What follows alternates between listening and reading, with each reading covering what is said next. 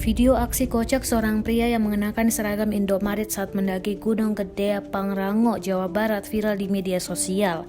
Dalam video yang beredar, pria tersebut tampak menyapa ramah para pendaki yang lewat di depannya, layaknya karyawan minimarket yang menyapa pengunjung. Ia mengatupkan kedua tangannya di dada sembari berujar, "Selamat datang di Indomaret, selamat berbelanja." Para pendaki yang melintas pun tampak terkejut hingga akhirnya tertawa melihat aksinya. Mereka juga terlihat membalas sapa pria tersebut dengan anggukan kepala. Pria berseragam Indomaret itu kemudian terlihat membawa sejumlah produk makanan dan berpura-pura menjajakannya pada para pendaki.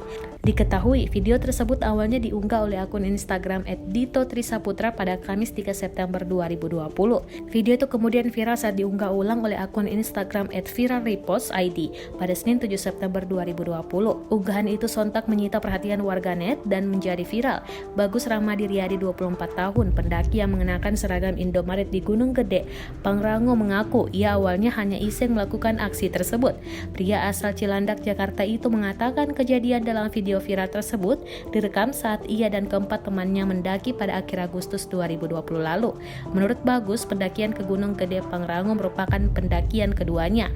Bagus pun menyiapkan seragam Indomaret karena sempat bekerja selama 2 tahun di sana.